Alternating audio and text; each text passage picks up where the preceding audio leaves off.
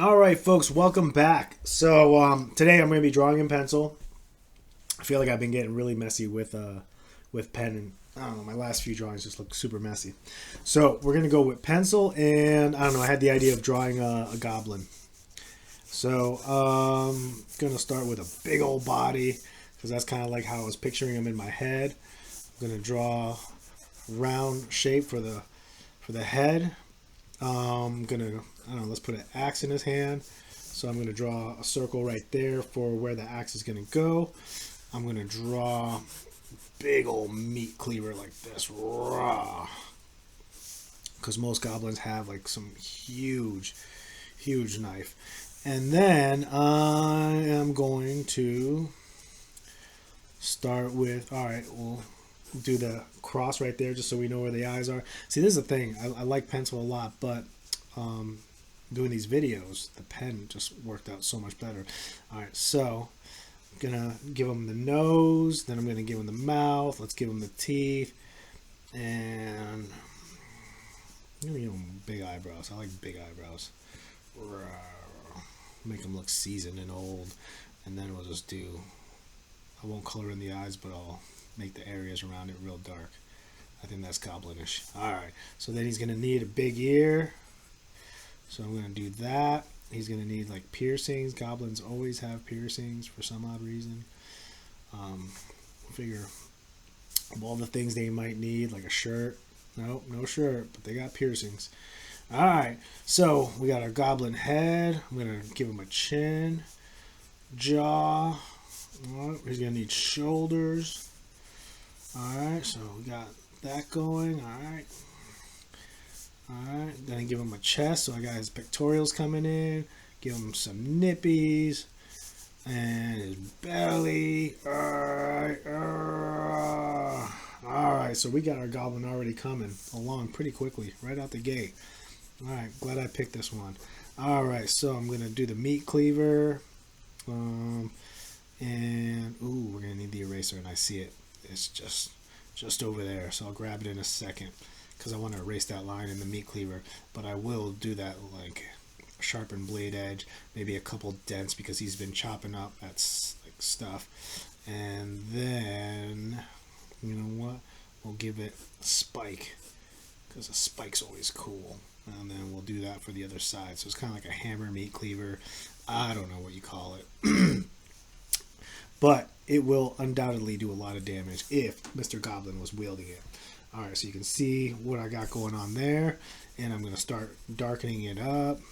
And see, I think I need to increase the contrast, but I'm not going to deal with that right now. Maybe I could do that post-production, which I really don't try to do any post-production. I kind of just want to make videos and post them with you guys. Alright, so I got his arm coming here. Then we got this forearm right here. I'm going to give him kind of like some cloth or something for his forearm. And give him bicep, and I'm going to shade in a little bit less. Alright, I'm going to see, that's why I like pencil, because the shading is just so much easier to control. Alright, so then we're going to give him like a loincloth. I don't know what you call, or just rags. That's all he's got for clothing is rags. And then I'm going to give him short, stubby legs. Alright, but let's make them wider.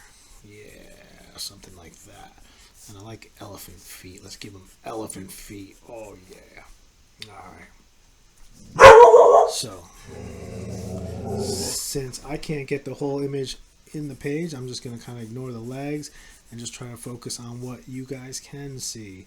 So, I'm gonna give his. Let's do the fabric. Put a little bit more energy into the fabric. That way it looks legit. We want it to look good, and you can see the fabric. I just did this kind of squiggle line right there, and then I just draw these lines just to give it dimension. So I'm gonna go in and just start shading it, so you can kind of start seeing the ripples of the fabric. Fabric is a lot of fun to draw. If you are drawing, just getting into drawing, whatever you do, try to give the characters fabric and see what you could do with it, because it's just a nice exercise, finding the highlights, finding the shadows. and making it look dimensional. And I may sneeze in just a second. Should I pause it? Should I not pause it? Should I keep going? Oh, I think I can muscle through it. I think it's gone. I think we're good. All right, I'm gonna give the rag some color. And a couple sound effects. Let's muscle through it. Boom, boom. All right, now I'm gonna do the belly. All right, get his pecs. All right. And so I like smudging with my finger. Makes it easy. Sometimes it works depending on what kind of pencil you have. But smudging just kind of just lets you think about shading a lot more, about value, pushing value. That's what, when you're adding shadows and stuff like that, you're pushing the values because you're using different tones, working with the lights and the darks. So I'm just smudging it, and I'll probably end up doing some really dark lines just to give our character more crisp form. All right, so we got our axe. I didn't do the bottom of the handle, so I'm going to go ahead and add that now, and I'm going to make that really dark like that. I want it to stand out. All right, and yeah, I can tell now that I'm looking up at the camera that the pencil isn't as clear as the pen, but so maybe next time I'll just use a HB pencil or a B pencil, something that's just got darker, bolder pigments of graphite that's going to be just easily discernible. So here we go. I'm going to give him a fist just to make this easy. So you can see I just gave him a fist like that. And I'm going to go ahead and give this guy shading. Now I'm going to imagine that the rags around his forearm are going to be lighter than his actual body tone. So I'm going to go ahead and color him in a little bit. Scribble lines, smudge, smudge. Maybe do a little bit of shading on the inner body. Boom, boom, boom, boom, boom, boom. All right, let's keep going. We had a nice momentum built up when we started. Let's see if we can maintain. So we got the knee. I'm going to define the kneecap a little bit. Go like this.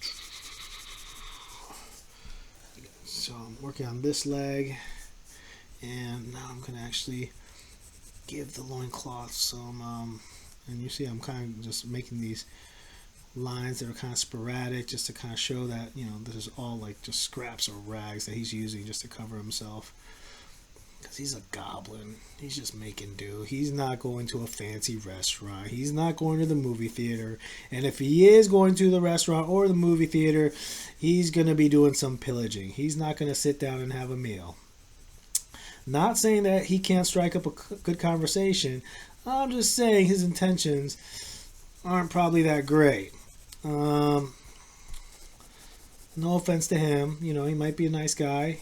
Who knows, he might be a good artist himself. But in this drawing, he doesn't look like he's down to have a little chit-chat or be reflective on life. He looks like he just wants to swing his axe and cause mayhem. And goblins are fun for our superheroes or our protagonists to beat up, because they're up to no good and they're always rushing. They always make good bad guys. Alright, so we're doing a little bit of smudging. I'm going to go in, do a little bit of more darkening here, darkening here, darkening here. Let's go back, give his fingers and his hand a little bit more definition. Boom, boom, boom. Alright, and we're going to give his axe some definition. Reach for the eraser. Wow. Erase this guy right here. Boom, slide him down. Actually, he doesn't really look... Alright, now he looks mean. Just like increase his eyebrow anger by 20%. Alright, and his ears. You know what? He should have a man bun. Because man buns are cool. Yeah, now we're talking. That's cool, Goblin. Look right there. Boom. And we can go over here. Make his nostrils a little bit more accentuated. Maybe a little dimple on his chin. And maybe some drool. Oh yeah, he's up to no good. He's not sitting down at that fancy restaurant. Or maybe he is. He might be hungry. He looks like he's been doing a lot of pillaging, so maybe he did work up an appetite and he could actually just sit down for a minute. Alright. Definitely not using any utensils though. But then again, what do I know? Alright, so now I'm going to go outline these guys a little bit more. Boom, boom, boom. And I feel like he should have like a beaded necklace. Like a nice beaded necklace would be cool all around this guy. Just seems appropriate. I think you all would agree. And again, this is why I actually like this exercise of drawing videos for the camera, because I am just making these random characters, and you can see that it really doesn't take too much time. How many goblins have I drawn in my life? I really can't tell you, but I can almost guarantee it hasn't been that many. But just being put on the spot to do this with you guys lets me kind of just let it go, stop being so picky about what I'm doing, and just have fun. I'm gonna color the inside of the hand to give it a little bit more dimension. Okay, that worked out pretty well. And should we call it a day? Should we call it a day? I think so, because honestly, you can see how all this looks really light gray in the camera, and kind of want to keep going if you can't really get good detail of what I'm doing. But just shading, this color in his belly button. Oh, his little belly button. Alright. Maybe he is a nice goblin. He's just misunderstood. And maybe he's got a cold. That's why he's drooling. He's got a runny nose. Mr. Goblin. Alright. And do something like that. Little sparkle on the end of that. And then maybe down here where his legs are, since I didn't have enough room for his feet, we could draw some grass.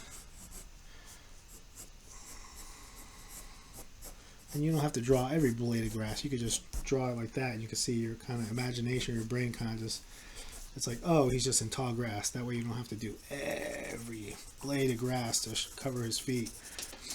And do something like that. Alright, folks, and I think we'll call that good. There's our goblin dude. Pretty cool. He looks like he's a serious guy. It would probably take maybe, I don't know, I'd say like 7 of us to take him on, because he looks like he's about 8 feet tall, 520 pounds, maybe 6. And, yeah, looks like he's very comfortable holding that axe. Anyways, I hope you guys had fun, and I look forward to seeing your work. I haven't found a way to post them or make a place where, you know, if you watch these videos, you can post them, but I'll work on that in the future. Thanks for hanging around. See you next time.